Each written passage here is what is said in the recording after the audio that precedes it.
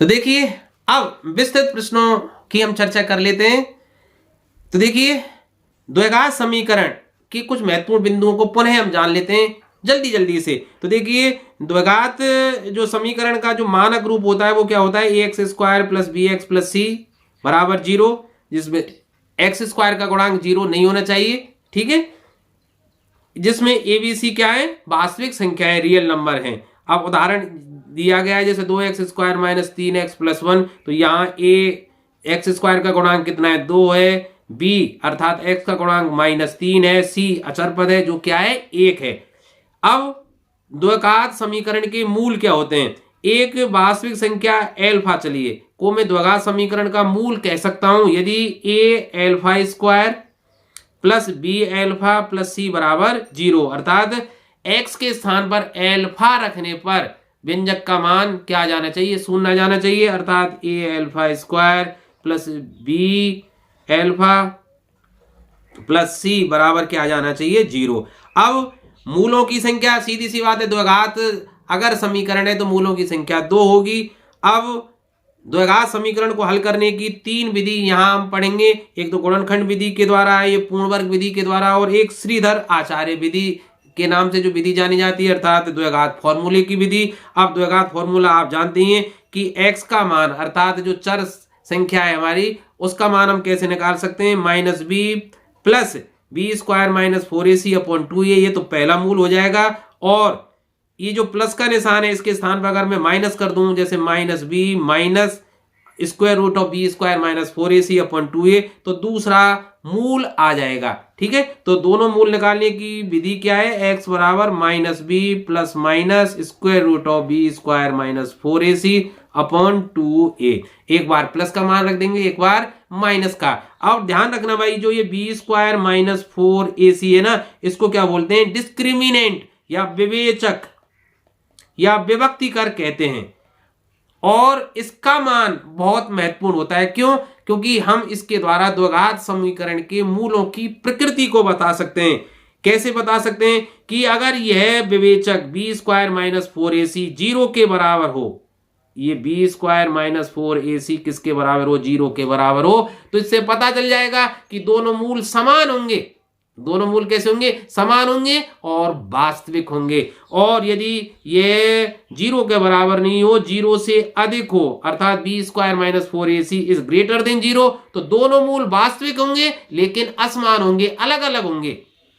और यदि b square minus 4ac का मान आपने कैलकुलेट किया और वो ऋणात्मक आ जाए या लेस देन 0 आ जाए, तो भाई वो मूल वास्तविक नहीं होंगे, अर्थात उनका अस्तित्व या तो होगा ही नहीं, या वे कैसे होंगे, काल्पनिक होंगे, इमेजिनरी, जो कक्षा 11 और 12 में आप पढ़ेंगे, ठीक है, आयोटा लगाकर। फिलहाल हम कक्षा 10 की बात कर रहे हैं, तो यहाँ उनका कोई महत्व नहीं होगा, अर्थात मूल कैसे होंगे, काल्पनिक होंगे। मूलों का योगफल, जिस तरह से आपने शून्यांक पढ़े उसी तरह भाई, अगर दो मूल एल्फा और बीटा हैं तो कैसे निकालेंगे मूलों का योगफल, -b upon a, minus b क्या है, x का गुणांक, अर्थात जो आपका द्विघात समीकरण है उसमें x का गुणांक कितना है, बटे एक्स स्क्वायर का गुणांक, ठीक है, गुणांक ये क्या है, एक्स स्क्वायर का गुणांक। इसी तरह मूलों का गुणनफल एल्फा इंटू बीटा, इसको कैसे निकालेंगे भाई, c अपॉन a, अर्थात अचर पद बटे एक्स स्क्वायर का गुणांक, ये अचर पद, ठीक है। अब इसमें जो आपको मानक रूप बताया था द्विघात समीकरण का, a x square plus b x plus c, इसमें ए एक्स स्क्वायर को क्या बोलते हैं, द्विघात पद, क्वाड्रेटिक टर्म बोलते हैं। बी एक्स क्या कहलाती है, रेखिक पद कहलाती है, ठीक है, लीनियर टर्म। और सी को क्या बोलते हैं, अचर पद। ये सी क्या होता है, इसमें अचर पद कहलाता है। आगे नहीं बात समझ में। चलिए अब प्रश्न की शुरुआत करते हैं। तो निम्न प्रत्येक द्विघात समीकरण में k का ऐसा मान ज्ञात कीजिए कि उसके दोनों मूल बराबर हों। तो जैसा मैंने अभी आपको बताया था कि यदि किसी द्विघात समीकरण के क्या है, मूल बराबर हैं, तो उसका विभक्त कर बी स्क्वायर माइनस 4ac 0 के बराबर होगा। तो पहली बात कर रहे हैं, तो पहले समीकरण या द्विघात समीकरण की लिए a का मान कितना है भाई 2, क्योंकि 2x² है, और b का मान क्या है k, अर्थात x का गुणांक क्या है ना k, और c अचर पद, और अचर पद कितना है 3। तो देखिए क्या होना चाहिए b² अर्थात k² माइनस 4a का मान रखिए 2, c का मान रखिए 3, और बराबर क्या होना चाहिए 0। इसका मतलब k² माइनस 4 दूनी 8 या 24 बराबर 0 होना चाहिए, या k² बराबर क्या होना चाहिए 24। ठीक है, तो भाई k का मान क्या होगा स्क्वायर रूट ऑफ, ऐसे लिख सकते हैं। तो इसको कैसे लिख सकते हैं भाई 4 गुणा 6 लिख सकते हैं। इसका मतलब 2√6 प्लस माइनस k का मान क्या होगा 2√6। तो भाई अब देखिए दूसरा सवाल, चलिए दूसरे सवाल में और निकाल लेते हैं, कलर चेंज करके कर देता हूं चलिए इसमें। तो देखिए दूसरे सवाल को अगर मैं लिखूं तो ये पूरा रूप क्या हो जाएगा kx² माइनस 2kx प्लस 6 बराबर 0। तो भाई इसमें a अर्थात x² का गुणांक तो क्या है k, b अर्थात x का गुणांक कितना है -2k, और अचर पद c कितना है 0। तो मूल बराबर होने के लिए, क्योंकि शर्त दे रखी है उसमें मूल बराबर है, तो मूल बराबर होने के लिए चूंकि मूल बराबर हैं, इस प्रश्न में मूल बराबर हैं, अतः प्रश्नानुसार क्या होगा b² माइनस 4ac बराबर 0 होना चाहिए। तो इसका मतलब -2k का वर्ग -4, ठीक है, a का मान क्या है k, और c का मान क्या है 6, ये 6 था भाई 0 कैसे लिख दिया मैंने, इंटू 6 अचर पद है ना, और बराबर क्या होना चाहिए 0, अर्थात 4k² माइनस 4 छिक्की 24k बराबर 0। तो इसमें क्या लिख सकते हैं भाई 4k कॉमन निकाल दें भाई, तो यहां से क्या आ जाएगा k -6 बराबर 0। इसका मतलब पहले ऑप्शन से तो k बराबर 0, इसका मतलब k बराबर 0 हो सकता है, और दूसरे ऑप्शन से जब k -6 बराबर 0 है तो k बराबर 6, इसका मतलब k के दो मान आ गए, आइदर 0 या 6। ठीक है भाई 0 या 6। अब देखिए अगला प्रश्न, चलिए तो मैं वापस कलर चेंज कर लेता हूं। तो देखिए निम्न द्विघात समीकरणों के मूलों की प्रकृति ज्ञात कीजिए, यदि मूलों का अस्तित्व हो तो उन्हें भी ज्ञात कीजिए। तो देखिए पहला सवाल है, इसमें a बराबर कितना है 2, और b का मान कितना है -3, और c का मान कितना है 5। तो देखिए क्या निकाल कर देखते हैं मूलों की प्रकृति निकालने के लिए, b² माइनस 4ac का मान निकालिए। तो देखिए -3 का वर्ग -4, a का मान कितना है 2, c का मान कितना है 5। तो भाई 9 माइनस 4 दूनी 8 पंजे 40, ये तो -31, और -31 तो नेगेटिव आ गया, अर्थात लेस देन 0 है। अब चूंकि b² minus 4ac less than 0 है, अतः मूल, इसके दोनों मूल कैसे होंगे काल्पनिक होंगे भाई, रियल नहीं होंगे। ठीक है, और जब काल्पनिक होंगे तो उसको हम निकालेंगे कैसे, तो ठीक है आपके कोर्स में है नहीं। अब चलिए दूसरा निकाल के देखिए कि दूसरा आपका द्विघात समीकरण क्या है 3x² minus 4√3 into x plus 4 बराबर 0। इसमें a का मान कितना है भाई 3, b का मान क्या है -4√3, और c अचर पद कितना है 4। तो निकाल के देखिए भाई b² माइनस 4ac, इसका मतलब -4√3 का वर्ग कीजिए, -4, a का मान 3, c का मान 4। तो देखिए कितना हो गया भाई 4 का वर्ग 16, 16 × 48 माइनस 4 चौका 16 × 48, तो 48 - 48 बराबर 0। जब विवेचक का मान 0 हो तो दोनों मूल कैसे लिखेंगे, चूंकि b² माइनस 4ac बराबर 0 है, अतः दोनों मूल शर्तानुसार कैसे होंगे, वास्तविक, दोनों मूल वास्तविक व कैसे होंगे, समान होंगे भाई। अब होंगे तो उनको निकाल कर देखिए।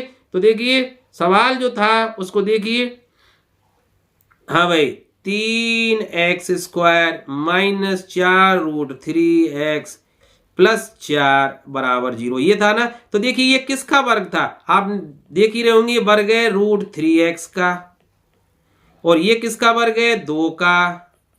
बीच की संख्या इनके गुणा की दुगनी होनी चाहिए, अर्थात 2 × √3 और 2 की क्या होनी चाहिए, गुणनफल होनी चाहिए। तो देखिए 2 दूनी 4 √3 आ गया ना। इसका मतलब ये किसका होल स्क्वायर है, √3x माइनस 2 का होल स्क्वायर है। ठीक है, तो बराबर 0। इसका मतलब कैसे लिख सकता हूं, √3x माइनस 2 और √3x माइनस 2 बराबर 0। तो दोनों से 0 बराबर करेंगे तो देखिए √3x माइनस 2 बराबर 0 और √3x माइनस 2 बराबर 0। तो यहां से क्या आ जाएगा, √3x बराबर 2, तो x बराबर 2/3, 2/√3, और यहां भी आ जाएगा x बराबर 2/√3। तो ये दोनों मूल बराबर आ गए ना भाई। तो दोनों मूल कितने आ गए भाई, 2/√3 और 2/√3। तो दोनों मूल बराबर है ना। तीसरे प्रश्न को आपके लिए होमवर्क है भाई, आप स्वयं करके देख लेना। अब प्रश्न संख्या 3, दो वर्गों के क्षेत्रफलों का योग 468 वर्ग मीटर है। यदि इनके परिमापों का अंतर 24 मीटर है तो दोनों की भुजाएं ज्ञात कीजिए। अब हम जानते हैं कि भाई किसी वर्ग का जो क्षेत्रफल होता है वो भुजा स्क्वायर के बराबर होता है, और वर्ग की चारों भुजाएं बराबर होती हैं, इसलिए वर्ग का परिमाप मतलब भुजाओं का योग किसके बराबर होगा, 4 गुणा भुजा। तो देखिए दो वर्ग, तो माना पहले वर्ग की भुजा में x मान लेता हूं, पहले वर्ग की भुजा को मैंने मान लिया x मीटर, तथा दूसरे, आप नीचे लिखना, मैं थोड़ा सा जगह बचाने के लिए लिख रहा हूं, दूसरे वर्ग की भुजा बराबर y मीटर। आज गला खराब है क्योंकि भाई फसल का समय, तो जो सरसों या गेहूं के कूटने के कारण जो प्रदूषण हो रहा है, रिफिन निकल रही है, उसकी हल्के हल्के पार्टिकल्स, उनके कारण तो एलर्जी हो गई है, इसलिए नाक बंद है, आवाज़ साफ नहीं आ रही होगी, और मैं बोलना चाह रहा हूँ वे उचित शब्द भी नहीं निकल पा रहे हैं, इसलिए आप थोड़ा सा मैनेज कर लेना भाई। तो अब देखिए प्रश्नानुसार समीकरण क्या बन गया भाई, देखिए कि दो वर्गों के क्षेत्रफलों का योग। तो देखिए पहले का क्षेत्रफल तो हो जाएगा x², दूसरे का हो जाएगा y²। तो प्रश्नानुसार x² प्लस y² बराबर 468, समीकरण 1। यदि उनके परिमापों का अंतर, और परिमाप, पहले का परिमाप क्या होगा 4x, दूसरे का क्या होगा 4y, तो इनका अंतर क्या कर दिया मैंने 24। तो 4 अगर मैं कॉमन निकाल दूं तो क्या हो जाएगा, x माइनस वाई बराबर 24/4 बराबर 6। तो मैं यहां से y का मान निकाल सकता हूं। ठीक है, तो y बराबर क्या हो जाएगा भाई, x माइनस 6। तो y बराबर क्या हो जाएगी, x माइनस 6।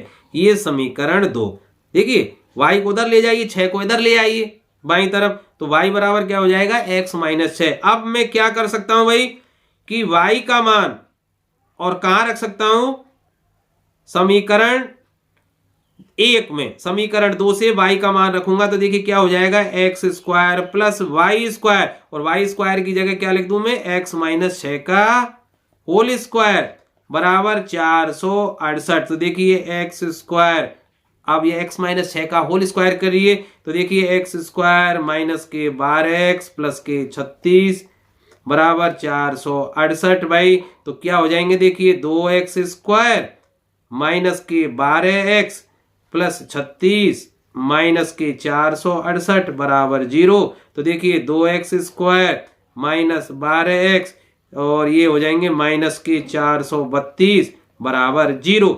2 कॉमन निकाल दीजिए बंधु, तो क्या हो जाएंगे एक्स स्क्वायर माइनस के 6x माइनस के 216 बराबर 0। अब देखिए 216 के ऐसे 2 टुकड़े कीजिए कि जोड़ने या घटाने पर माइनस के 6 आ जाएं, तो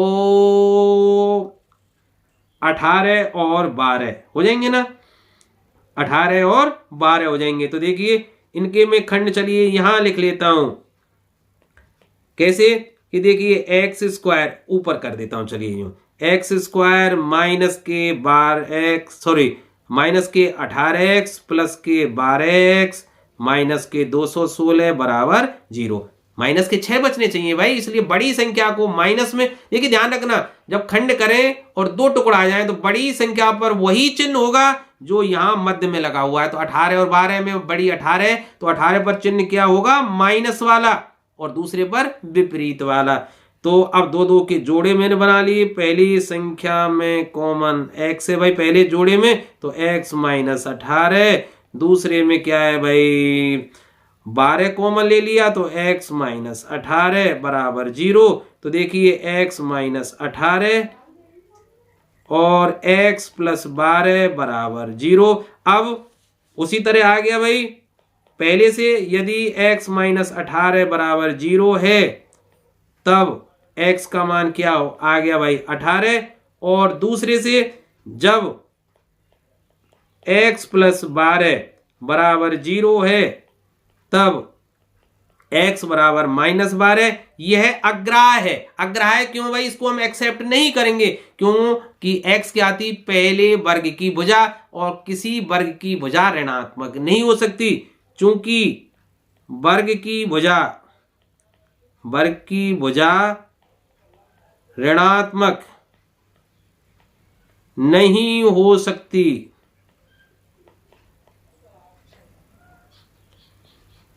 अतः x बराबर माइनस 12 क्या है अग्राह्य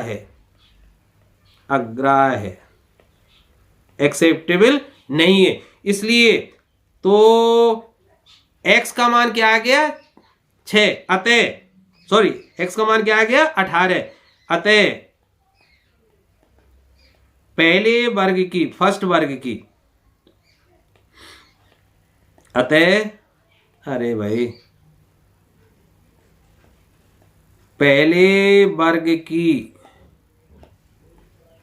भुजा कितनी आ गई भाई 18 मीटर, और दूसरे वर्ग की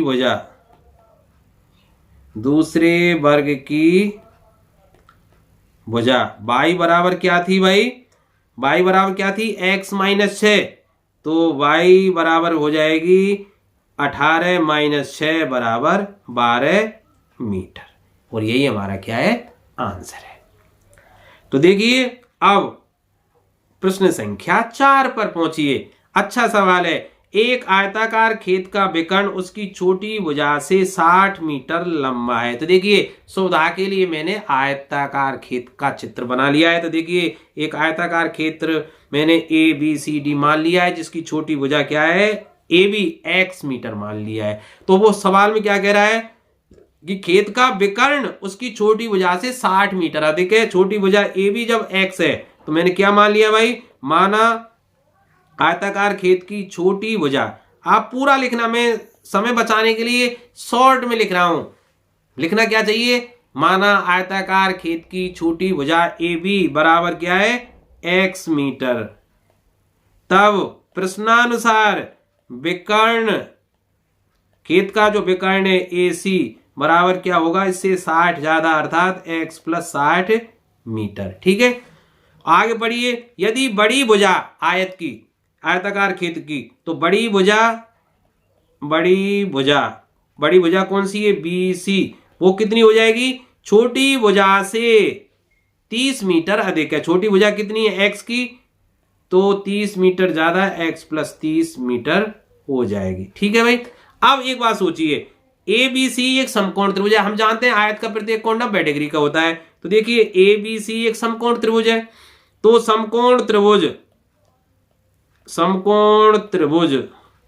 ए बी सी में हम जानते हैं भाई कि आधार का वर्ग प्लस लंब का वर्ग बराबर कर्ण का वर्ग, अर्थात मैं क्या लिख सकता हूं कि बी सी का स्क्वायर प्लस ए बी का स्क्वायर बराबर क्या होगा ए सी का स्क्वायर। तो देखिए बी सी इसका मतलब x प्लस 30 का वर्ग प्लस ए बी अर्थात x का वर्ग बराबर क्या होगा ए सी अर्थात x प्लस 60 का वर्ग। अब देखिए मैं इसको यहां लिख देता हूं कलर चेंज करके। तो देखिए x प्लस 30 का वर्ग कीजिए, x square plus 60x plus 900, ऐसे ही ना भाई, पहली का वर्ग एक्स स्क्वायर, इनकी गुणा का दुगना बीच में 30 का दुगना 60 और 30 का वर्ग क्या हो जाएगा 900 प्लस एक्स स्क्वायर बराबर एक्स प्लस 60 का होल स्क्वायर लिखिए, एक्स प्लस 60 का होल स्क्वायर लिखेंगे, देखिए एक्स स्क्वायर प्लस बीच में गुणा का दुगना 60x का दुगना क्या होगा 120x और 60 का वर्ग क्या होगा 3600, सबको उठा लाइए इधर को। तो देखिए एक्स स्क्वायर से एक एक्स स्क्वायर में हटा दिया, तो देखिए एक्स स्क्वायर ये 60x है, 120 इधर आएंगे तो माइनस के 120x और ये प्लस के 60x, फिर ये प्लस के 900 है, 3600 इधर आएंगे तो माइनस के बराबर 0। अब सवाल को सरल कर लीजिए भाई, एक्स स्क्वायर माइनस 60x और 3600 में से 900 गए तो माइनस के 2700 बराबर 0। अब 2700 को ऐसे दो भागों में विभाजित कीजिए जिनका योग माइनस 60 आता हो, तो माइनस के 90 प्लस के 30 9 27, सही है ना भाई। तो क्या लिख देता हूं x square minus 90x plus 30x minus 2700 बराबर 0। दो दो के जोड़े बनाइए, प्रथम जोड़े में से कॉमन x है तो x माइनस 90, दूसरे में से 30 कॉमन है तो x माइनस 90 बराबर 0। तो x माइनस 90 और x प्लस 30 बराबर 0, ये गुणनखंड हुए। अब इसका मतलब दोनों का गुणनफल 0 के बराबर है, इसका मतलब आइदर x माइनस 90 बराबर 0 और x प्लस 30 बराबर 0। इसका मतलब दो कोष्टकों का गुणनफल जब 0 के बराबर हो तो इसका मतलब या तो पहला कोष्टक 0 के बराबर है या दूसरा कोष्टक 0 के बराबर है, और निर्धारण नहीं कर पाए तो क्रम रूप से दोनों को बराबर 0 के कर दीजिए। तो भाई यदि x माइनस 90 बराबर 0 है तब x बराबर 90 मीटर, आ गया ना। अब यदि x प्लस 30 बराबर 0 है तब x बराबर माइनस 30 मीटर, जो अग्राह्य है। क्यों अग्राह्य? क्योंकि x मैंने क्या माना था आयत की छोटी भुजा, और आयत की छोटी भुजा ऋणात्मक नहीं हो सकती, अतः यह लिख दें भाई, चूंकि आयत की भुजा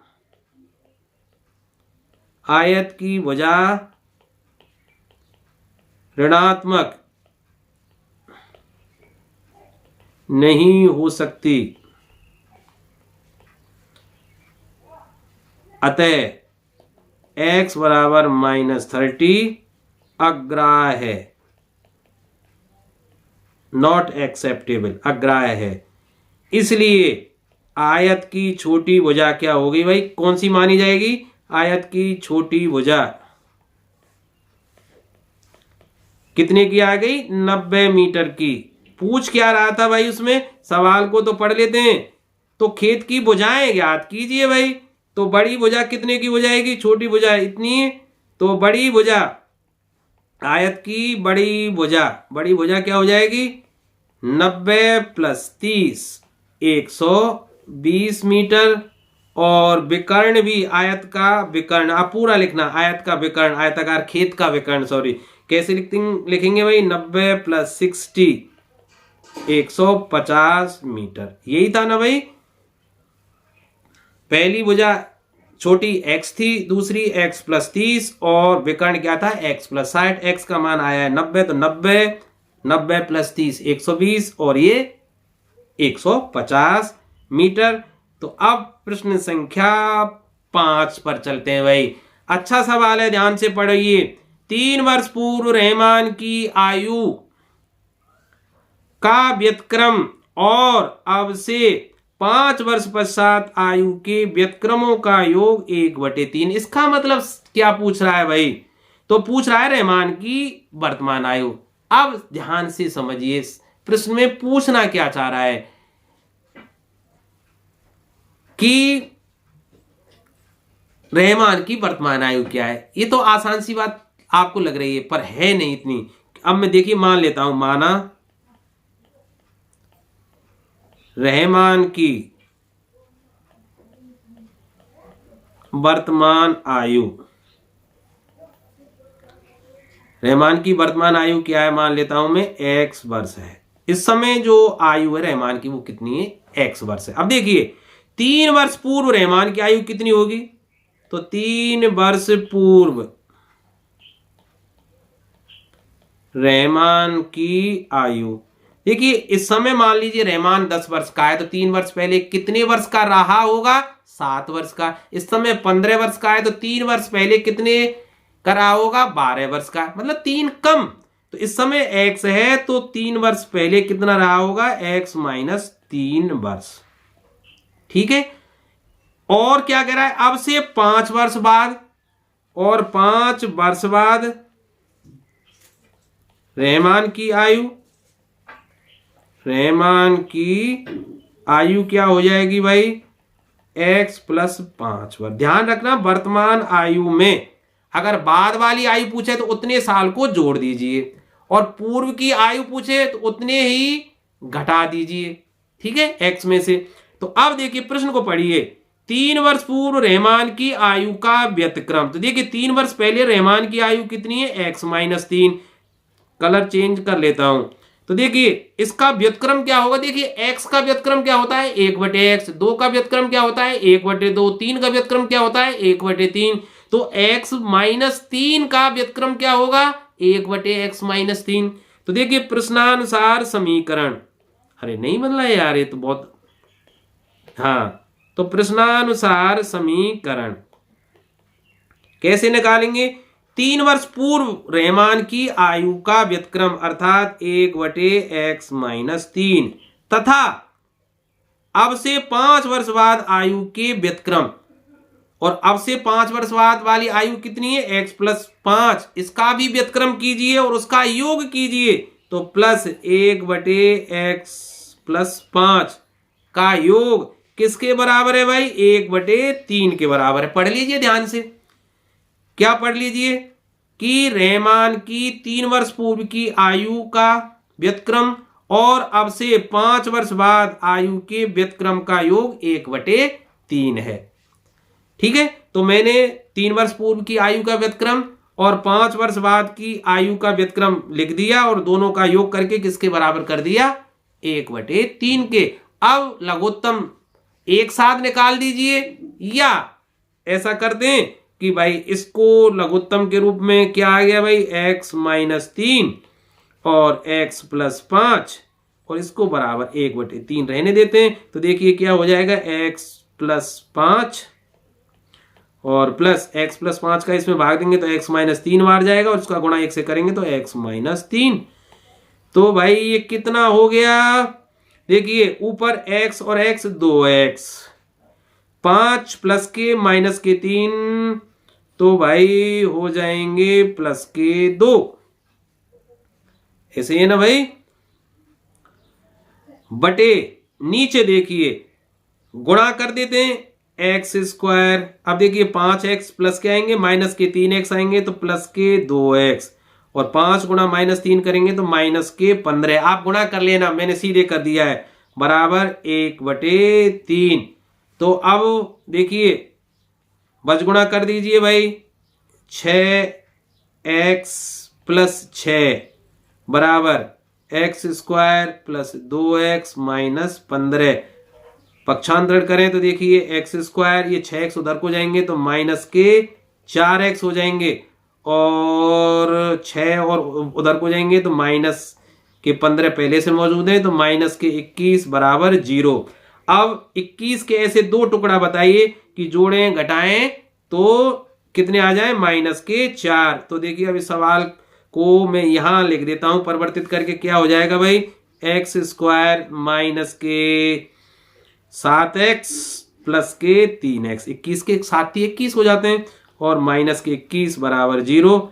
दो दो के जोड़ा बनाइए, प्रथम जोड़े में से x कॉमन, x माइनस 7, दूसरे जोड़े में से 3 कॉमन, तो x माइनस 7 बराबर 0।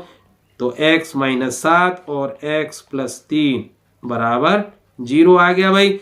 देखिए क्या आ गया, x माइनस 7। तो पहला केस क्या हो जाएगा, यदि x माइनस 7 बराबर 0 है तब x बराबर क्या आ गया 7। अतः रहमान की वर्तमान आयु, रहमान की वर्तमान आयु क्या आ जाएगी भाई, रहमान की वर्तमान आयु बराबर 7 वर्ष आंसर होगी। अब आप कहेंगे सर आपने दूसरा ऑप्शन क्यों नहीं लिया? रहे भाई अब तो कई बार बता चुका हूं, दूसरे ऑप्शन से में हम लेते भी तो क्या आता, x प्लस 3 बराबर 0, इट मीन्स x बराबर माइनस 3। क्या रहमान की आयु ऋणात्मक हो सकती है? नहीं हो सकती, तो मैंने इस कारण नहीं लिया। तो अब आसान सी बात है ना। तो रहमान की वर्तमान आयु कितनी आ गई भाई, 7 वर्ष। तो बात आ गई होगी समझ में।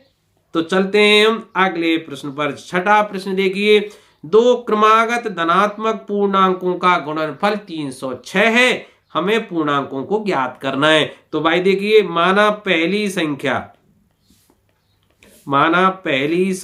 क्या है, माना पहली संख्या मैंने मान ली x, क्रमागत संख्या क्या होगी, तो दूसरी संख्या, इसकी जो क्रमागत संख्या है वो क्या होगी भाई, हम जानते हैं दो क्रमागत संख्याओं के बीच 1 का अंतर होता है भाई, तो x प्लस 1। पिछले वाली पूछे तो x माइनस 1। अब क्या कह रहा है प्रश्नानुसार, दो क्रमागत धनात्मक पूर्णांकों का गुणनफल। तो प्रश्नानुसार क्या कह सकते हैं कि पहली संख्या और दूसरी संख्या का गुणनफल किसके बराबर है, 306 के। सरल करिए भाई, x square plus x minus 306 बराबर 0। अब 306 के ऐसे दो भाग कीजिए कि जोड़ें और घटाएं 1 आ जाए भाई। अब 306 के ऐसे दो भाग कौन कौन से हैं भाई, आप बताइए। है 306, देखिए एक तो विधि में सीधे सीधे आपको बता दूं, दूसरा अगर आप भूल जाते हैं तो घबराने की जरूरत नहीं, आप खंड कर लीजिए। कैसे देखिए, गुणनखंड कैसे कर सकते हैं कि 306 मैंने लिख लिया, 2 से काट दीजिए भाई 153, 3 से काटिए 3 पंजे 15, 3 एकन 3, 3 से फिर काटिए क्या हो गया 17, और फिर 17 एकन 17। अब देखिए अपने आप पता लग रहा है, क्योंकि एक चाहिए मुझे, तो एक तो ज्यादा वाली दो संख्याओं के बीच का अंतर होगा। तो देखिए 2 तिया 6 तिया 18, 18 तो ये हो गए और 17 ये हो गए, तो 18 गुणा 17, ठीक है। तो अब मैंने बताया ना, बड़ी संख्या पर वही चिन्ह रखना है जो बीच में लगा हो, और बीच में चिन्ह किसका लगा हुआ है, प्लस का। तो 18x तो प्लस के लिखे जाएंगे भाई, तो एक्स स्क्वायर प्लस 18x, और माइनस के लिखे जाएंगे 17x, माइनस के 306 बराबर 0। अब प्रथम जोड़े में से उसी तरह भाई कॉमन x है तो x प्लस 18, इन दोनों में से कॉमन माइनस 17 है तो x प्लस 18 बराबर 0। ध्यान रखना कॉमन उस तरह से लेते हैं कि दोनों कोष्टकों में संख्या बराबर आ जाए। तो देखिए x प्लस 18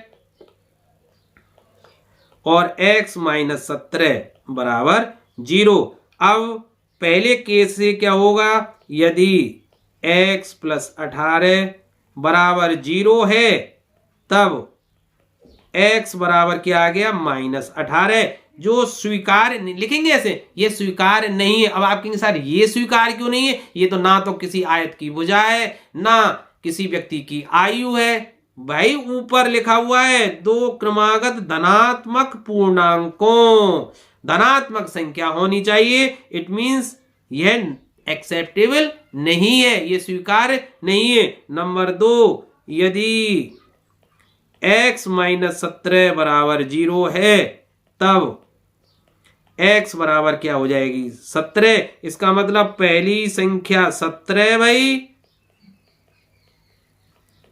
संख्या 17 है और दूसरी इससे एक ज्यादा, 17 + 1 = 18 है। और यही हमारा क्या है, आंसर है। आई बात समझ में? चलते हैं दूसरे प्रश्न पर, अर्थात प्रश्न संख्या हमारे 7 पर। तो देखिए, रोहन की मां उससे 26 वर्ष बड़ी है। मैंने पहले ही बता दिया था, आज जुकाम के कारण तबीयत सही नहीं है। जब नाक बंद हो तो शब्दों को सही उच्चारित करना सबसे दुष्कर कार्य है। इसी कारण मैं कुछ कह रहा हूं, निकल कुछ रहा है और आप समझ कुछ और रहे होंगे, इसलिए मैं आपसे इसके लिए माफी चाहता हूं, प्लीज।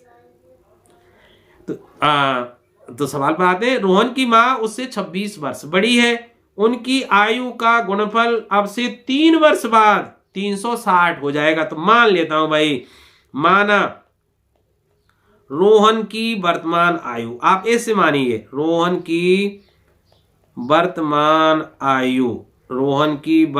आयु क्या मान ली मैंने भाई, x वर्ष।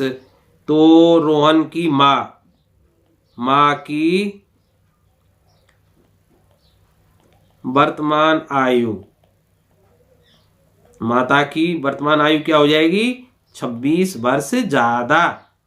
ठीक है, अगर मां की मानते x वर्ष तो रोहन की क्या हो जाती, x - 26। कैसे भी मान लीजिए, बात एक ही है, आंसर वही आना है। अब क्या कह रहा है, उनकी आयु का गुणनफल अब से 3 वर्ष बाद। तो देखिए, 3 वर्ष बाद रोहन तथा उसकी मां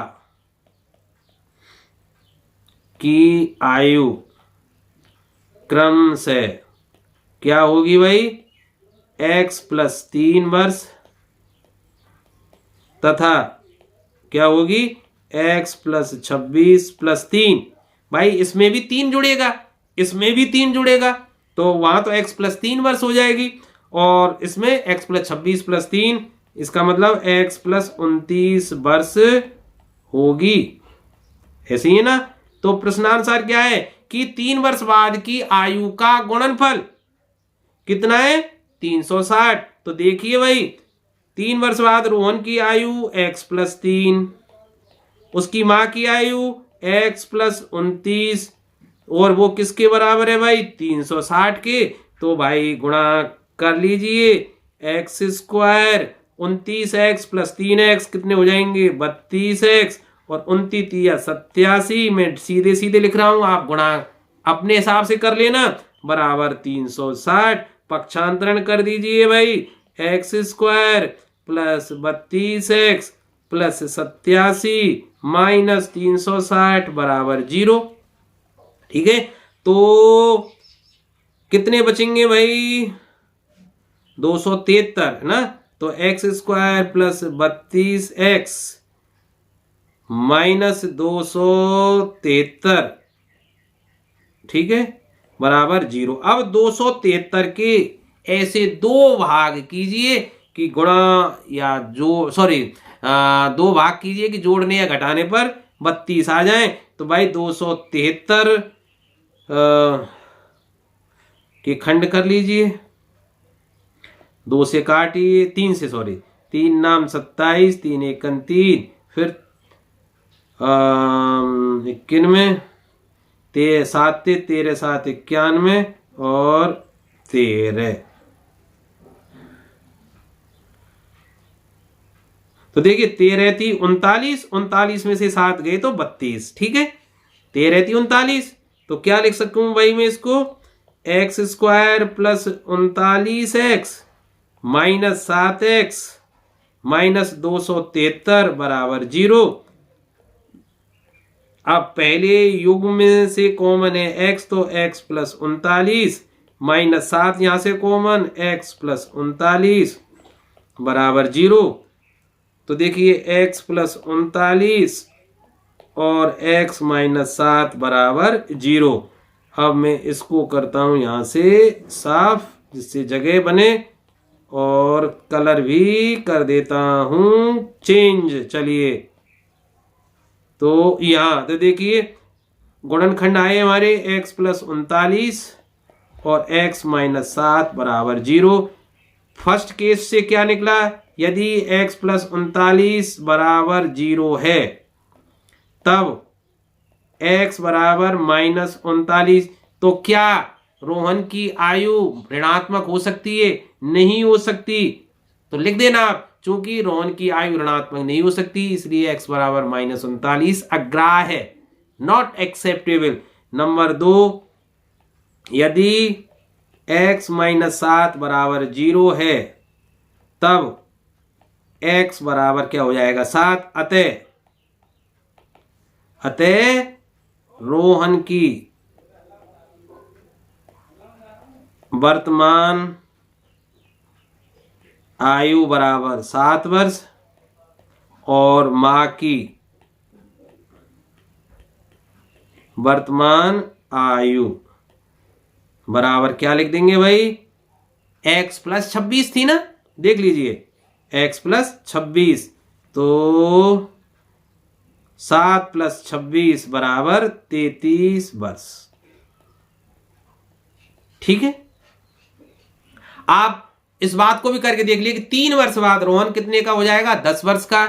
उसकी मां 33 की इस समय है, 3 वर्ष बाद हो जाएगी 36, तो 3 वर्ष बाद दोनों की आयु का गुणनफल कितना हो जाएगा, 10 गुणा 36 360। यही तो इसमें दे रखा है 10, ठीक है 360। इसका मतलब कहीं कुछ देखने की जरूरत नहीं है, हमारा प्रश्न सही है। चलते हैं अगले प्रश्न पर। तो प्रश्न संख्या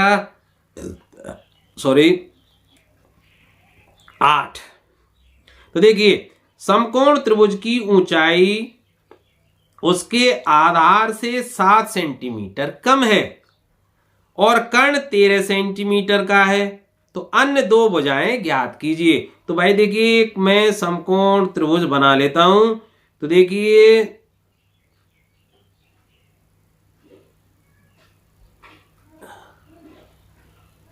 ठीक है, ए बी और सी। देखिए, समकोण त्रिभुज की ऊंचाई उसके आधार से 7 सेंटीमीटर कम है। आधार अगर मैं x मीटर मानूं, सेंटीमीटर, x सेंटीमीटर, तो भाई ये कितना हो जाएगा ऊंचाई AC। तो देखिए, माना समकोण त्रिभुज का आधार, समकोण त्रिभुज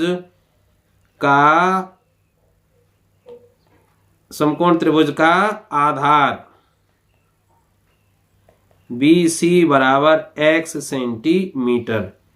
ऊंचाई का मतलब लंब, ऊंचाई AB प्रश्नानुसार क्या होगी, x माइनस 7 सेंटीमीटर की। ठीक है, x माइनस 7 सेंटीमीटर। और कर्ण कितने का दिया हुआ है, 13 सेंटीमीटर का। कर्ण AC बराबर है 13 सेंटीमीटर। तो भाई पाइथागोरस प्रमेय लगा दीजिए। पाइथागोरस प्रमेय क्या कहती है कि AB square plus BC square बराबर AC स्क्वायर, पाइथागोरस प्रमेय से। तो देखिए, AB का मतलब x माइनस 7 का वर्ग, BC कितना है x का वर्ग, तो AC अर्थात 13 का वर्ग। तो सरल कर दीजिए भाई इस सवाल को। तो x माइनस 7 का होल स्क्वायर क्या होगा, x square minus 14x plus 49 plus x square बराबर 169। तो देखिए, x स्क्वायर माइनस, तो देखिए x स्क्वायर और x स्क्वायर दोनों को जोड़ देते हैं, चलिए एक साथ, 2x स्क्वायर माइनस 14x, ये 49 है ही, 169 माइनस के हो जाएंगे। अब इसको सरल कर दीजिए। तो देखिए, 2x स्क्वायर माइनस 14x और माइनस के 120 बराबर 0। 169 में से ये जाएंगे 49, तो 120 बच जाएंगे। अब देखिए, तो कॉमन निकाल देता हूं, तो x स्क्वायर माइनस 7x और माइनस के 60 बराबर 0। अब 12 पंजे 60, ठीक है। तो मैं कलर चेंज चलिए इसमें कर देता हूं। चलिए, तो क्या हो जाएगा, x स्क्वायर माइनस के 12x, 12 पंजे 60, तो 5x -60 बराबर 0। 2 के जोड़े बना लीजिए भाई। तो x - 12, यहाँ से +5 कॉमन, x - 12 बराबर 0। तो x - 12 और x + 5 बराबर 0। तो देखिए यह, अब देखिए पहला केस क्या हो सके, केस फर्स्ट, यदि x - 12 बराबर 0 है तब x बराबर तो क्या आ गया 12 मीटर। ठीक है। और केस सेकंड क्या हो सकता है, यदि x + 5 बराबर 0 तब x बराबर -5। यह अग्राह्य है। अग्राह्य क्यों है भाई, अग्राह्य, नॉट एक्सेप्टेबल है। क्यों, क्योंकि समकोण त्रिभुज का आधार कभी भी ऋणात्मक नहीं हो सकता। तो आधार क्या हो गया भाई, आधार BC बराबर 12 मीटर। तो ऊंचाई कौन सी थी हमारी, AB, 7 कम थी तो 12 से 7, तो 12 - 7 बराबर 5 मीटर। 12 - 7 बराबर 5 मीटर और कर्ण उसमें दिया गया है कितना, 13 मीटर। ठीक है भाई। अब बहुत अच्छा सवाल देखिए आपकी स्क्रीन पर, बहुत शानदार सवाल है। 2 पानी के नल एक साथ एक हौज को, या टंकी कह सकते हैं, चलिए इस टंकी को 9 से 3/8 घंटों में भर सकते हैं। 2 नल है भाई। बड़े व्यास वाला नल हौज को भरने में कम व्यास वाले नल से 10 घंटे कम लेता है। सीधी सी बात है भाई, जिसका व्यास का मतलब चौड़ाई नल की ज्यादा होगी वो जल्दी भरेगा, जिसकी कम है वो ज्यादा समय में भरेगा। तो वो क्या कह रहा है, कम वाला है वो 10 घंटे ज्यादा लेता है और ज्यादा व्यास वाला जो नल है वो 10 घंटे कम लेता है। ठीक। प्रत्येक द्वारा अलग से हौज को भरने में समय ज्ञात कीजिए। इसका मतलब आप ये बताइए भाई कि छोटे व्यास वाला जो नल है वो उस हौज को भरने में कितना समय लेगा, और बड़े व्यास वाला जो नल है हौज को भरने में कितना समय लेगा। तो मान लेता हूं भाई कि माना जो छोटे व्यास वाला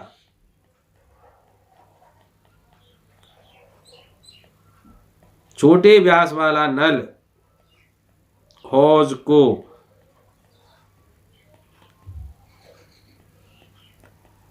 भरने में x घंटे लेता है। ठीक है। तो बड़े व्यास वाला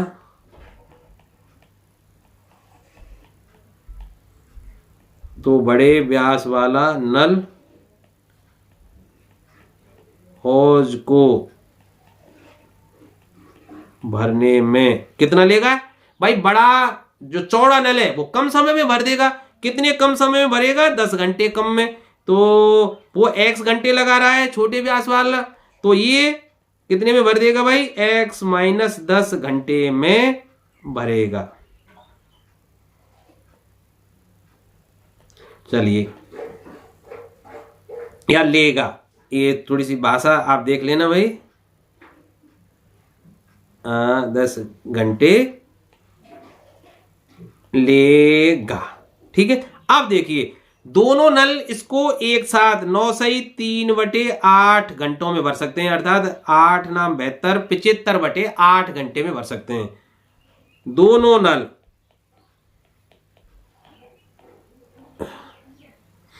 हौज को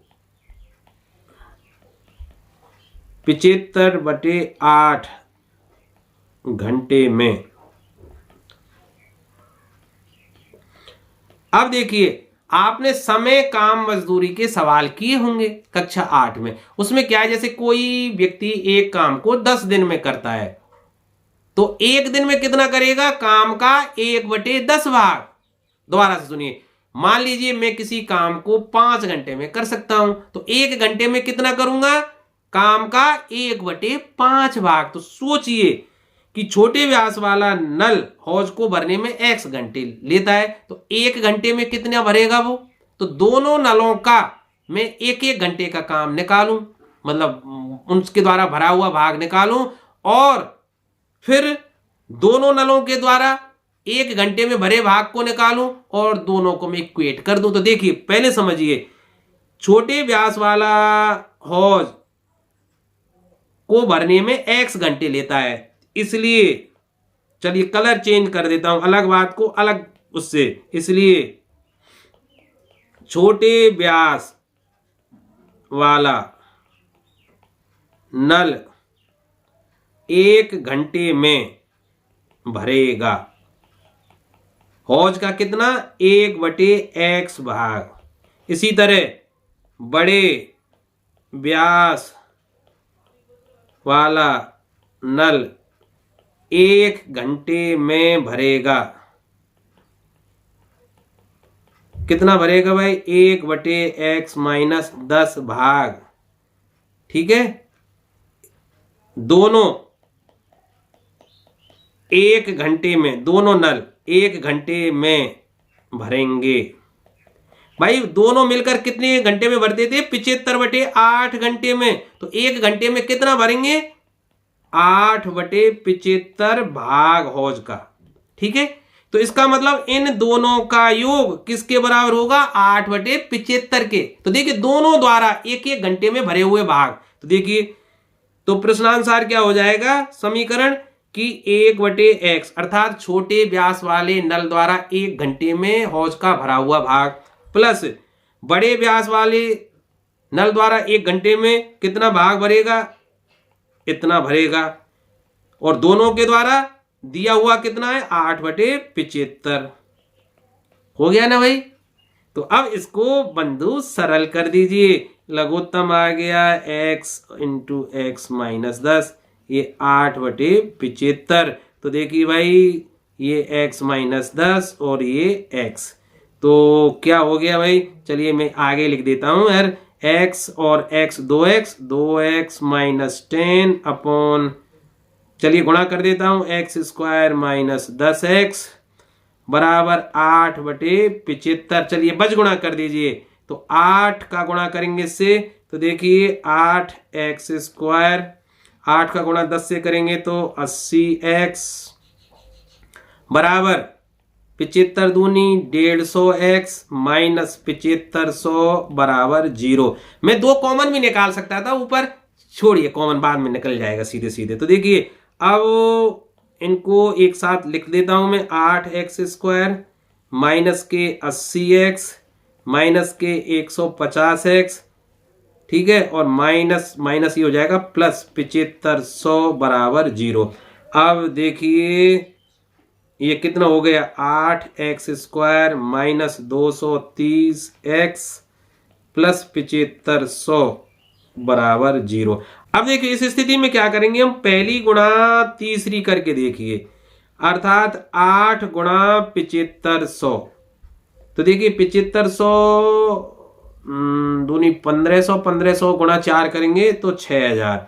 तो 6000 को ऐसे 2 भागों में तोड़िए कि जोड़ने या घटाने पर 230 अर्थात मध्य की संख्या आ जाए।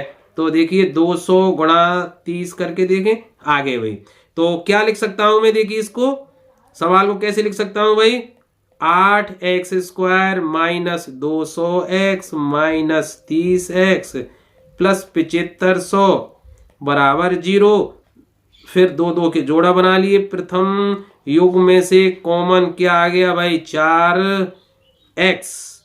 4x आ गया। तो देखिए 2x माइनस ये 50, ठीक है, माइनस इसमें से कॉमन 15 आ गया, चलिए ठीक है, तो आ गया 2x प्लस 15 50, सॉरी ये तो 2x माइनस 50 बराबर 0। तो देखिए अब तो आपको पता ही लग गया, 2x माइनस 50 और 4x माइनस 15 बराबर 0।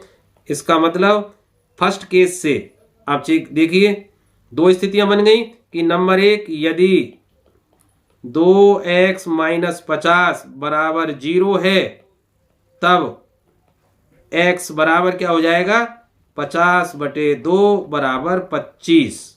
ठीक है, x का मान क्या आ गया 25। और नंबर 2, यदि 4x - 15 बराबर 0 है तब x बराबर 15/4। अब देखिए सवाल को, देखिए सवाल क्या कर रहा था कि मैंने x क्या माना था, छोटे व्यास वाले नल द्वारा हौज को भरने में लगा समय। ठीक है, और दूसरा उसको x - 10 घंटे में। अब देखिए इसको, देखिए दूसरा जो आंसर क्या निकला है हमारा कि x बराबर 15/4। 15/4 क्या है भाई, ये 15/4 तो भाई 10 घंटे से कम है भाई। अब एक बात सोचिए आप, जो पॉजिटिव तो है पर एक बात सोचिए, दूसरा जो बड़ा व्यास वाला नल है वो तो उससे 10 घंटे कम में भर देगा। तो भाई 10 घंटे कम, तो इसका मान तो बहुत कम रह गया ना। 15/4 का मतलब आप करके देख लीजिए, 3.4 या 12, 4 7 28, पौने 3.75 घंटे हुए भाई, या 3 से 3/4 घंटे हुए। इसको करके अगर हम देखें, इसको हम करके देखें तो क्या हो जाएगा, 3 सही 3/4 घंटे, या 15 और 60 से गुणा करें तो 3 घंटे और 45 मिनट। तो भाई छोटा तो 3 घंटे 45 मिनट में भर देगा चलो, लेकिन दूसरे वाले तो इससे 10 घंटे कम में भरेगा, तो ये तो स्वीकार्य नहीं है। अतः आंसर क्या आया भाई, अतः छोटे व्यास वाला नल, छोटे व्यास वाला नल हौज को कितने 25 घंटे में भरेगा, तथा बड़े व्यास वाला नल कितने 25 - 10 बराबर 15 घंटे में भरेगा। यही हमारा क्या है आंसर। तो चलते हैं हम अगले प्रश्न पर। 10वां प्रश्न देखिए, बहुत शानदार प्रश्न है, पर मैं कलर चेंज कर लेता हूं, लाल से लिखते लिखते परेशान हो गया भाई। चलिए अब मैं आज लाल रंग का प्रयोग नहीं करूंगा। तो देखिए, एक रेलगाड़ी एक समान चाल से 360 किलोमीटर की दूरी तय करती है। ठीक है भाई, यदि वह चाल 5 किलोमीटर प्रति घंटा अधिक हो तो उसी यात्रा को 1 घंटा कम समय में तय कर लेगी। रेलगाड़ी की चाल ज्ञात कीजिए। तो देखिए, मान लेता हूं भाई, माना रेलगाड़ी की सामान्य चाल, रेलगाड़ी की सामान्य चाल क्या है भाई, x किलोमीटर प्रति घंटा है। ठीक है, आज 2 काम हो रहे हैं भाई, एक तो बोलने में समस्या हो रही है, दूसरी ये जो आई पेन की स्टिक है इसके साथ साथ मेरा जो हाथ है वो पता नहीं आईपैड पर आज चिपक रहा है, तो लिखने में समस्या आ रही है। तो देखिए, रेलगाड़ी की सामान्य चाल मैंने x किलोमीटर प्रति घंटे मान ली, तो तय की गई दूरी कितनी है भाई, दूरी कितनी तय कर रही है 360 किलोमीटर। तो सीधी सी बात है, सामान्य चाल से इस दूरी को तय करने में लगा समय,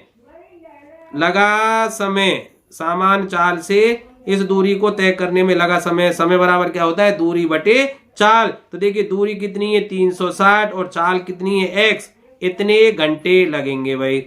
अब वो क्या कह रहा है कि यदि चाल 5 किलोमीटर प्रति घंटे ज्यादा होती सामान्य चाल से, तो नई चाल कितनी है भाई, x + 5 किलोमीटर प्रति घंटा। प्रश्न यही तो कह रहा है कि यदि यह 5 किलोमीटर प्रति घंटे अधिक होती तो यात्रा 1 घंटे कम में हो जाती। ठीक है, तो नई चाल से लिया गया समय, नई चाल से लिया गया समय कैसे निकालेंगे, वही भाई दूरी 360 और चाल क्या है x + 5 इतने घंटे। अब एक बात सोचिए, ज्यादा कौन सा है भाई? भाई ज्यादा कब आती है कि जब हर का मान कम हो। तो हर का मान कम कौन से में? पहले समीकरण में। दूसरे समीकरण में भाग दे रहे हैं x + 5 का, पहले समीकरण में भाग दे रहे हैं x का। तो सीधी सी बात है, कौन सी ज्यादा होगी? 360 बटे x ज्यादा होगा 360 बटे x + 5 से। इसका मतलब सामान्य चाल से ज्यादा समय लेगी। 5 किलोमीटर प्रति घंटे की स्पीड अगर बढ़ा दी जाए पहले की तुलना में तो अब कम लेगी। तो प्रश्न क्या कह रहा है? पहले की तुलना में अब नई चाल से 1 घंटा कम लेती है। तो प्रश्नानुसार क्या कह सकते हैं भाई हम? प्रश्नानुसार समीकरण क्या होगा कि 360, तो देखिए 360 बटे x माइनस 360 बटे x + 5 बराबर 1 घंटे। भाई इतने घंटे में से इतने घंटे घटाए तो 1 घंटा ही तो कम ले रहा है। अब इसको सरल कर दीजिए बंधु। कैसे सरल करें कि लघुत्तम ले लीजिए x और x + 5। भाई मैं 360 यहाँ कॉमन ले लेता हूं, तो यहां से क्या बचेगा? x + 5 माइनस x और ये बराबर 1। तो क्या बचा भाई? देखिए 360 और x से x कट गया, 5 बचा बटे नीचे x² + 5x बराबर 1। बचगुणा करेंगे तो क्या हो जाएगा भाई? x² + 5x बराबर 36 गुणा 5 करेंगे, सॉरी 360 गुणा 5 करेंगे तो 1800। x² + 5x माइनस 1800 बराबर 0। तो देखिए यहां मैं वापस इसको लिख लेता हूं x²। अब देखिए 1800 को ऐसे दो भागों में तोड़िए जिन्हें जोड़ने या घटाने पर 5 आ जाएं। अब देखिए 1800 के ऐसे खंड अगर आपके दिमाग में नहीं आ रहे तो आप क्या करेंगे? 1800 ऐसे लिखिए और काट दीजिए। देखिए 900, फिर 2 से काटिए 450, फिर 2 से 250, 225 सॉरी 225, फिर 225 को 3 से काटें, 3 7 21, 3 पंजे 15, 3 से फिर काटें 25, फिर 5 25 और 5 1 5। अब देखिए इसको करके कैसे देखेंगे। देखिए 15 3 45, ये तो हो गए 45। और देखिए 2 दूनी 4 दूनी 8 पंजे 40। तो 45 गुणा 4 40 हो गया ना भाई। तो देखिए कैसे लिख सकते हैं इसको? x² + 45x minus 40x minus 1800 बराबर 0। अब मैं इसको कर देता हूं साफ, इसकी कोई आवश्यकता नहीं है। 1800 के से दो भाग क्या हो गए? 45 और 40। अब देखिए पहले युग्म में से या जोड़े में से कॉमन x है तो x + 45, फिर दूसरे में से 40 x + 45 बराबर 0। अब देखिए x + 45 और x - 40 बराबर 0। अब देखिए केस फर्स्ट क्या कह रहा है कि यदि x + 45 बराबर 0 है तब x बराबर -45। अब x क्या थी भाई? रेलगाड़ी की सामान्य चाल। चूंकि चाल ऋणात्मक नहीं होती, अतः यह जो आंसर है इस विकल्प से जो प्राप्त हुआ है अग्राह्य है, स्वीकार्य नहीं है, अग्राह्य है। केस सेकंड क्या है भाई कि यदि x - 40 बराबर 0 है तब x बराबर क्या आ गया? 40। अतः जो सामान्य चाल है वो क्या आ गई? 40 किलोमीटर प्रति घंटा। पूछ क्या रहा है प्रश्न में? तो रेलगाड़ी की चाल ज्ञात कीजिए। अतः रेलगाड़ी की सामान्य चाल कितनी आ गई? 40 किलोमीटर प्रति घंटा। और नई चाल पूछता तो चलिए नई चाल भी मैं लिख देता हूं। नई चाल इससे 5 किलोमीटर प्रति घंटे ज्यादा थी, तो 40 + 5 बराबर 45 किलोमीटर प्रति घंटा। अब देखिए सवाल को करके भी देख लीजिए, तय की गई दूरी कितनी थी भाई? 360 किलोमीटर। अगर 40 की स्पीड से जाती तो 9 घंटे में जाती, और 45 की स्पीड से जाती तो 8 घंटे में जाती। ठीक है, 1 घंटे का ही तो अंतर है। और यही उसमें कह रहा था कि अगर चाल को 5 किलोमीटर प्रति घंटा अधिक लिया जाए तो यात्रा का समय 1 घंटा कम हो जाएगा। तो प्रश्न इसका मतलब हमारा सही है। अब प्रश्न संख्या 11 पर पहुंचते हैं। देखिए, यदि निम्नलिखित द्विघात समीकरणों के मूलों का अस्तित्व हो तो उन्हें पूर्ण वर्ग बनाने की विधि से ज्ञात कीजिए। तो देखिए, सबसे पहले हम क्या ज्ञात करेंगे? क्या दिए गए द्विघात समीकरण के मूलों का अस्तित्व है। और मूलों का अस्तित्व कैसे ज्ञात करते हैं? उसका विवेचक ज्ञात करके। तो देखिए, विवेचक कैसे ज्ञात करेंगे कि भाई जो दिया गया समीकरण है, द्विघात समीकरण 2x² - 7x + 3 = 0 की तुलना इसके मानक समीकरण द्विघात समीकरण का क्या होता है? ax² + bx + c = 0 से करने पर, तो करिए। a बराबर क्या हो गया? 2, b बराबर क्या है? -7, b का मान 7 है, a का मान 2 है, c का मान क्या है? 3, तथा c अर्थात अचर पद क्या है? 3। तो भाई अब मूल पता लगाने के लिए, अर्थात उनका अस्तित्व होगा या नहीं होगा, उसका पता कैसे लगाऊं? क्या निकाल लीजिए, विवेचक b² - 4ac। तो भाई b² का मतलब -7 का वर्ग -4, a का मान 2 है, c का मान 3 है, -7 का वर्ग 49 -4 दूनी 8 3 24 बराबर 25। और 25 तो भाई 0 से ज्यादा है। 25 अर्थात विवेचक कैसा है? पॉजिटिव है। और विवेचक पॉजिटिव है तो दोनों मूल वास्तविक होंगे और अलग अलग होंगे। तो कैसे लिखेंगे? चूंकि b² - 4ac > 0, अतः दोनों मूल कैसे होंगे? दोनों मूल वास्तविक व असमान होंगे, अलग अलग होंगे।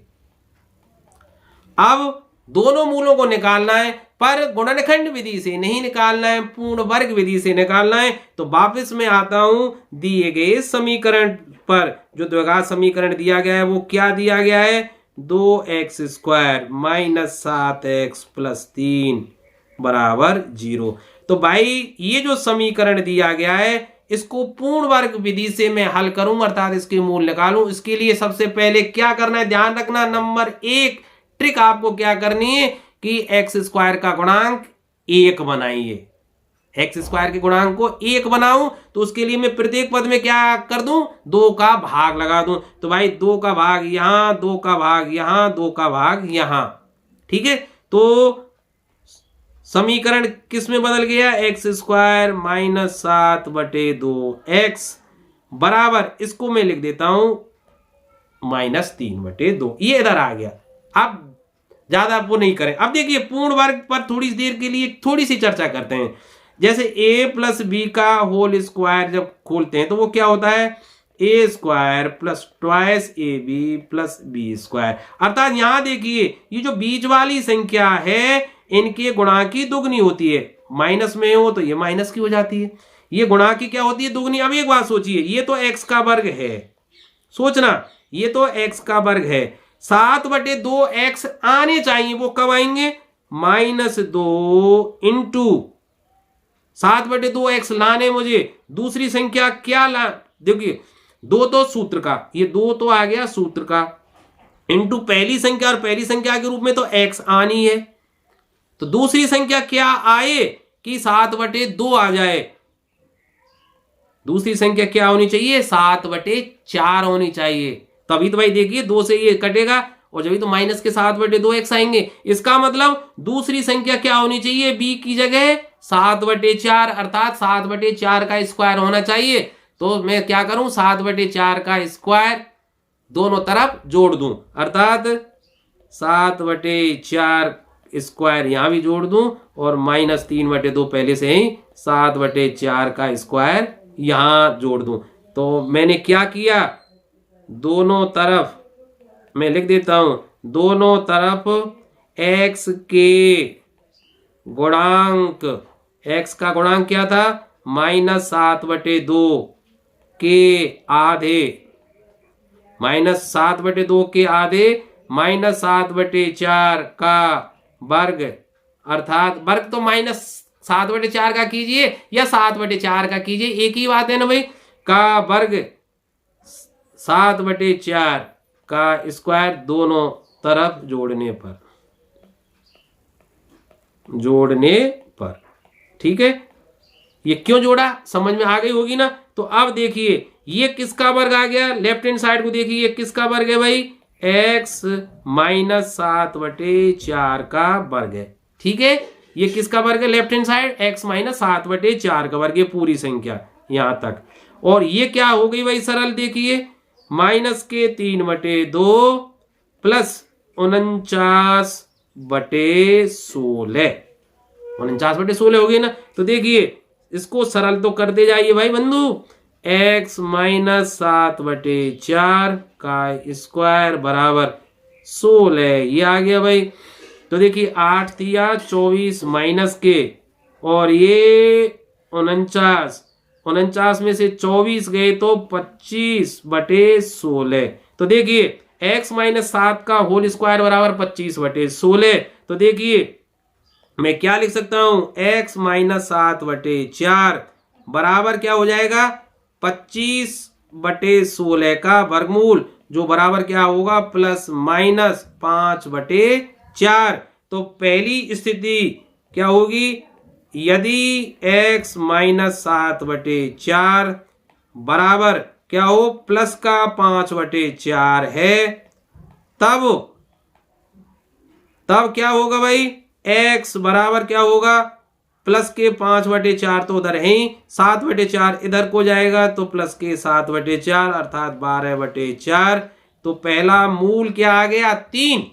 दूसरी स्थिति क्या होती कि यदि x -7/4 का जो मान है वो किसके बराबर लिया जाए, -5/4। देखिए पहले तो प्लस के 5/4 लेंगे, उसके पश्चात माइनस के 5/4। तो देखिए क्या अब की बार क्या लिखूं, माइनस के 5/4 है, तब क्या आ जाएगा भाई, x बराबर -5/4 -7/4, सॉरी ये माइनस का इधर को जाएगा तो प्लस का हो जाएगा, -5/4 प्लस 7/4 बराबर 7 में से 5 गए तो 2/4 बराबर 1/2। अर्थात दोनों मूल कितने हुए भाई इस द्विघात समीकरण के, x बराबर एक मूल तो 3 था और दूसरा कितना था, 1/2।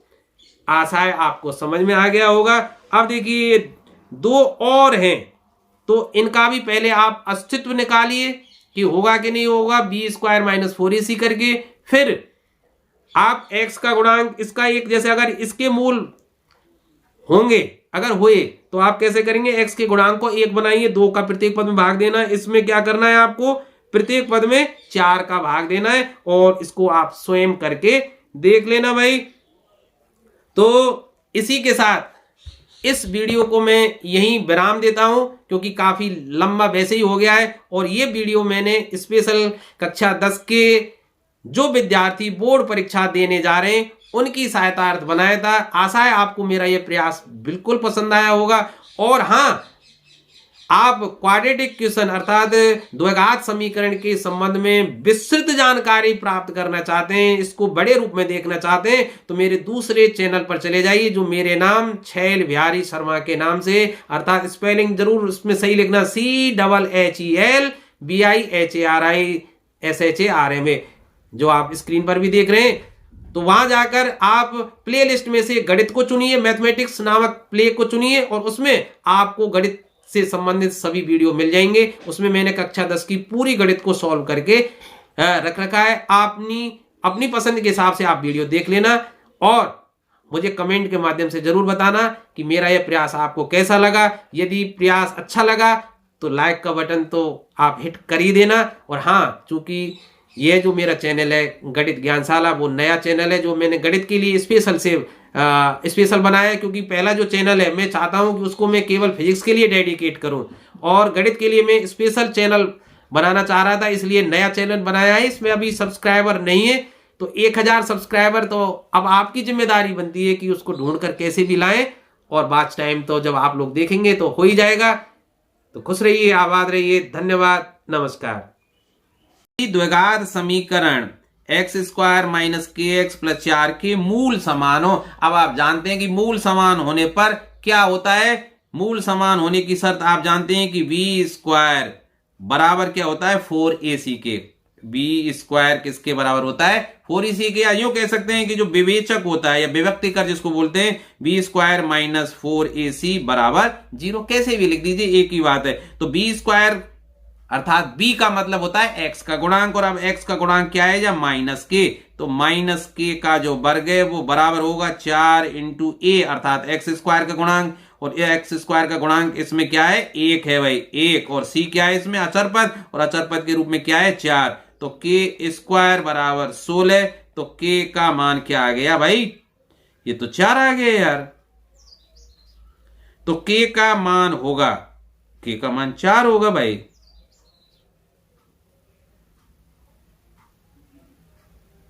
इसमें ऑप्शन में नहीं दिया हुआ है, तो ये तो कुछ गड़बड़ हो गई भाई ना। तो चलिए इसमें एग्जैक्ट इसका आंसर क्या आएगा 4 आएगा के का मान। तो इसमें ऑप्शन इसको 4 कर देता हूं, चलिए तो सा हो जाएगा। तो देखिए प्रश्न संख्या 7, यदि x बराबर 1 समीकरण ax square plus ax plus 3 बराबर 0 और x square plus x plus b बराबर 0 का एक ओवेनिस्ट मूल है, तो ए बी का मान क्या होगा। तो देखिए इनमें x बराबर 1 रख दीजिए और फिर गुणनफल करके निकाल लीजिए। देखिए पहले समीकरण से मैं क्या ज्ञात कर सकता हूं कि x बराबर 1 रखूंगा तो a इंटू 1 का वर्ग प्लस a इंटू 1 प्लस 3 बराबर 0। तो ये क्या हो जाएगा a प्लस a बराबर 3 माइनस 3, तो ये 2a बराबर माइनस 3, इसका मतलब a बराबर माइनस 3/2। अब यहां से देखिए निकालें तो 1 प्लस 1 प्लस b बराबर 0, तो b बराबर क्या हो जाएगा -2। अब पूछ क्या रहा है ए बी का मान, तो देखिए ए बी बराबर a का मान -3/2 इंटू बी का मान -2, तो भाई ये तो कट गया, तो ये हो जाएगा +3 और +3 ऑप्शन डी। प्रश्न संख्या 10, ये द्विघात समीकरण इसमें दिया गया है, इसका विभक्तिकर निकालना है विवेचक, और विवेचक हम जानते हैं क्या होता है बी स्क्वायर माइनस 4ac अर्थात x का गुणांक। तो ये हो गया 10 का वर्ग -4, a का मतलब x स्क्वायर का गुणांक, और x स्क्वायर का गुणांक क्या है 3√3। सी का मतलब अचर पद क्या है √3। तो देखिए 10 का वर्ग 100 माइनस 4 गुणा 3 और √3 गुणा √3 कितना हो जाएगा 3, तो 100 माइनस 4 तिया 12 तिया 36, 100 में से 36 गए तो 64, और ये ऑप्शन बी। अब देखिए 11वां प्रश्न देखिए, द्विघात समीकरण x square minus 12x minus 9 बराबर 0 के मूलों की प्रकृति है। तो आप सबसे पहले मूलों की प्रकृति निकालने के लिए आपको तीनों शर्त याद होनी चाहिए कि अगर विवेचक बी स्क्वायर माइनस 4ac बराबर 0 है तो दोनों मूल वास्तविक संख्या होंगे और बराबर होंगे, और यदि बी स्क्वायर माइनस 4ac अर्थात विभक्तकर या विवेचक का मान 0 से अधिक है तो दोनों मूल असमान होंगे लेकिन वास्तविक होंगे, और अगर लेस देन 0 है विवेचक का मान बी स्क्वायर माइनस 4ac का, तो क्या होगा सर, तब दोनों मूल कैसे होंगे वास्तविक नहीं होंगे अर्थात काल्पनिक होंगे। तो निकाल के देखते हैं बी स्क्वायर माइनस 4ac कैसा आता है, 0 के बराबर आता है, ग्रेटर देन 0 आता है, या लेस देन 0 के बराबर आता है। तो देखिए b का मतलब x का गुणांक, और x का गुणांक कितना है -12, तो -12 का वर्ग -4, a का मतलब x स्क्वायर का गुणांक वो 4 है, और c का मतलब अचर -9 है। तो देखिए 144 माइनस, और ये माइनस हो जाएंगे प्लस, तो ये हो जाएंगे 4 चौका 16 और 16 नंबर 144, तो ये तो हो जाएंगे भाई 288 और ये ग्रेटर देन 0 है और ग्रेटर देन 0 है। इसका मतलब दोनों मूल वास्तविक होंगे लेकिन अलग अलग होंगे। ठीक है भाई, वास्तविक और अलग अलग। कहां है भाई वास्तविक और अलग अलग? ये ऑप्शन बी। यदि द्विघात समीकरण एक्स स्क्वायर माइनस के एक्स प्लस 1 के मूल वास्तविक ना हो, तो देखिए मूल वास्तविक ना हो तब क्या होता है, b square minus 4ac must be less than equal to 0। अगर 0 से कम होगा विवेचक का मान तो दोनों मूल वास्तविक ना होकर इमेजिनरी अर्थात काल्पनिक होंगे। तो देखिए b का मतलब x का गुणांक, तो ये माइनस के है भाई, माइनस के का वर्ग माइनस 4। a का मतलब एक्स स्क्वायर का गुणांक यहाँ 1 है इस समीकरण में, और c अचर पद भी क्या है यहाँ 1 है, तो लेस देन इक्वल टू 0 अर्थात k square minus 4 less than equal to 0। तो के स्क्वायर इज लेस देन 4, तो के लेस देन कर देंगे, के का मान क्या होगा, लेस देन 2 है ना, और के का मान ग्रेटर देन माइनस 2, के का मान सॉरी के का मान ग्रेटर देन 2। इसका मतलब माइनस 2 इज लेस देन के, और ये लेस देन के लिख रहा हूं भाई, के है एक्स लिख जाता है 2। ठीक है, तो के का मान किसके बीच में होगा, 2 और माइनस 2 के बीच में। ठीक है, तो ये option A will be correct one. आप देखिए प्रश्न संख्या 17, द्विघात समीकरण ax square plus bx plus c के मूल समान होंगे यदि बी स्क्वायर बराबर किसके हो, 4ac के। तो ऑप्शन ए इज करेक्ट। अब देखिए, अरे ये प्रश्न रह गया नामांकन करने से अर्थात प्रश्नांकन करने से रह गया है। तो देखिए a square p square x square minus q square बराबर 0 के मूल होंगे। तो देखिए मूल निकालते समय हमें एक्स का मान निकालना होता है, तो एक्स स्क्वायर बराबर क्या हो जाएगा, क्यू स्क्वायर को इधर लेके आए बटे ए स्क्वायर पी स्क्वायर। इसका मतलब एक्स बराबर square root of q upon a square और पी स्क्वायर, ये स्क्वायर रह गया था तो अरे स्क्वायर बार बार रह जाता है, तो ये हो जाएगा plus minus q upon a p. तो plus minus q upon a p, option d will be correct here. 22वां प्रश्न देखिए, 3x स्क्वायर माइनस 48 बराबर 0 के मूल क्या होंगे, 3 को कॉमन निकाल दीजिए। तो एक्स स्क्वायर माइनस 16 बराबर 0, 3 को कॉमन निकाल दीजिए। तो एक्स स्क्वायर बराबर 16, तो x बराबर स्क्वायर रूट ऑफ 16 बराबर प्लस माइनस 4 अर्थात 4 और minus 4, option c is correct answer. अब यहां भी देख लीजिए 23वें प्रश्न में कि एक्स स्क्वायर बराबर क्या हो जाएगा 36, तो x बराबर 36 का वर्गमूल तो बराबर प्लस माइनस 6, तो प्लस 6 या ये हो गया प्लस माइनस 6। 24वां प्रश्न देखिए, 7x स्क्वायर प्लस 8 बराबर 36 के मूल होंगे। तो पक्षांतरण कर लीजिए, देखिए तो 7x स्क्वायर बराबर हो जाएगा 36 माइनस 8 बराबर 28, तो x स्क्वायर बराबर 28 बटे 7 बराबर 4। कोई मक्खी आ गई है भाई, परेशान कर रही है। तो x बराबर 4 का वर्गमूल plus minus 2, option b will be correct answer. 25वां प्रश्न देखिए, x square minus 5x plus 4 बराबर 0 हो तो x का मान क्या होगा भाई, x का मान क्या होगा, एक पूर्णांक ही होगा भाई। पूर्णांक में देखिए पूर्णांक क्या होती है, 0 भी शामिल होती है उसमें, और ये सभी प्राकृतिक संख्या 1 2 3 4 5 ये भी शामिल होती हैं। तो x का जो मान है वो पूर्णांक ही निकलेगा, क्योंकि इस ना भिन्न संख्या होगी नहीं, अपरमेय संख्या होगी नहीं, वास्तविक संख्या नहीं, ये भी गलत है। तो ये option first will be correct one. अब देखिए 26वें प्रश्न में निम्न में से कौन द्विघात समीकरण है। तो देखिए ये द्विघात समीकरण है, क्यों, क्योंकि इसको लिख सकते हैं मैं x का प्रत्येक पद में गुणा करने पर, तो एक्स स्क्वायर प्लस 1 बराबर 2x, तो इसको लिख सकते हैं मैं x square minus 2x plus 1 बराबर 0। ये द्विघात कौन द्विघात समीकरण है, तो ये तो द्विघात समीकरण है। ठीक है, ये नहीं है क्योंकि यहाँ x की घात -1 है, तो ये नहीं है भाई। ये भी नहीं है क्योंकि x को ऊपर लाने पर ये माइनस की घात 1 हो जाएगी, और ये तो भाई है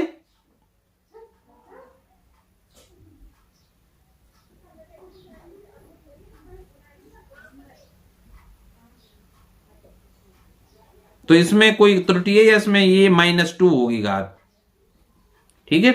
तो इसमें option 1 will be correct one. अब देखिए 27वां प्रश्न देखिए, 2x² प्लस 5x माइनस 12 का एक मूल निम्नलिखित में से कौन है। तो देखिए रख कर देख लीजिए, जीरो रखने पर तो ये जीरो आएगा नहीं, मूल का मतलब उसको रखने पर और संख्या मतलब उसको संतुष्ट करना चाहिए। एक रखें तब भी नहीं आएगा, देखिए 2 + 5 7 नहीं आएगा। -4 रखें तो ये 16 दूनी 32 और ये माइनस के 20, हाँ ये हो जाएगा -4। और देखिए -2 रखें तो देखिए 4 दूनी 8 और ये 5 दूनी 10, नहीं हो रहा है इससे, ठीक है। तो इसमें एक मूल आ जाएगा -4। इसमें देखिए वही प्रश्न ये कि समीकरण का एक मूल है, रख कर देख लीजिए x के स्थान पर। अब देखिए इसमें अपने आप पता लग रहा है कि x की जगह क्या रखूं कि व्यंजक का मान 0 आ जाए, है ना, क्योंकि 0 संतुष्ट करवा रहा है इसको। तो देखिए क्या रख सकें, 1 रख सकते हैं, क्योंकि रख कर देख लीजिए तो ये क्या हो जाएगा AB माइनस AC, क्योंकि x बराबर 1 रखने से फर्क तो पड़ेगा नहीं। यहां देखिए प्लस BC माइनस AB और यहां देखेंगे प्लस AC माइनस BC। तो देखिए BC से BC कैंसिल, AB माइनस और ये प्लस के AB, AC से AC, तो बराबर 0 आ गया। तो निश्चित आंसर क्या है, 1 है। तो आप हिट एंड ट्रायल विधि से भी कर सकते हैं इसको। प्रश्न संख्या 29, 4x² माइनस 4x प्लस 1 बराबर 0 के मूलों का योगफल बराबर होगा। मूलों का योगफल होता है अल्फा प्लस बीटा बराबर -b/a। तो -b का मान अर्थात x का गुणांक क्या है, यहाँ -4 बटे a अर्थात x² का गुणांक भी क्या है 4। तो माइनस माइनस ये तो प्लस हो जाएगा और ये 4 से 4 कटने पर 1 हो जाएगा। तो ये ऑप्शन 4। अब देखिए ये जो दिया हुआ है बहुपद, इसका विभक्त कर क्या होगा। विभक्त कर तो आप जानते हैं b² माइनस 4ac होता है। तो b का मतलब x का गुणांक, अब यहाँ अचर पद √2 है, y का गुणांक 5 है और y² का गुणांक क्या है 2√2। तो देखिए b अर्थात y का गुणांक क्या है 5, तो 5 का वर्ग -4, a का मान कितना है 2√2 और c का मान क्या है √2। तो 25 माइनस ये 4 दूनी 8 और ये √2 और √2 ये भी कितना हो जाएगा 2। तो 4 दूनी 8 दूनी 16, 25 से 16 गए तो 9। तो ये फर्स्ट। समीकरण का एक मूल -3 हो तो p का मान क्या होगा, सीधी सी बात है, x के स्थान पर -3 रख दीजिए। तो देखिए 2 × -3 का वर्ग हो जाएगा 9, है ना, और ये -3p -3 बराबर 0। तो सीधी सी बात क्या हुई कि 18 से गए 3 तो कितने हो जाएंगे 15। तो -3p बराबर -15, तो p बराबर क्या हो जाएगा 5। ऑप्शन 4। समीकरण का एक मूल 2 है तो k का मान निकालिए। k का मान निकालने के लिए k का मान बहुत आसानी से निकल जाएगा, क्योंकि x के स्थान पर क्या रख दीजिए 2। अब प्रश्न संख्या 33 देखिए, समीकरण x² प्लस 2x प्लस 4 बराबर 0 के मूलों की प्रकृति है। तो देखिए मूलों की प्रकृति निकालनी है तो b² माइनस 4ac का मान निकालिए। तो b² अर्थात 2 का वर्ग -4, a का मान 1 है इसमें, क्योंकि x² का गुणांक 1 है, c का मान कितना है 4। तो देखिए 2 का वर्ग 4 -16, ये बचे -12 भाई, और -12 नेगेटिव है तो लेस देन 0, अर्थात विवेचक का मान क्या है b² minus 4ac less than 0 है। और लेस देन 0 हो तो मूल वास्तविक नहीं होंगे, काल्पनिक होंगे। तो देखिए अवास्तविक होंगे, तो option 3 is the correct one. अब इसमें मूलों का योग क्या है, ध्यान रखना, मूलों का योग, समीकरण को ध्यान से देखना भाई, -b/a लिख के चले आए कहीं। तो देखो मूलों का योगफल क्या होता है, अल्फा प्लस बीटा बराबर -b/a। तो माइनस बी का मतलब एक्स का गुणांक। अब यहां एक्स का गुणांक ऑटोमेटिक माइनस बी दिया हुआ है, तो माइनस माइनस हो जाएगा प्लस, और बटे एक्स स्क्वायर का गुणांक क्या है, ए, तो बी अपॉन ए प्लस वाला होगा इसमें आंसर। तो ऑप्शन सेकंड इज करेक्ट।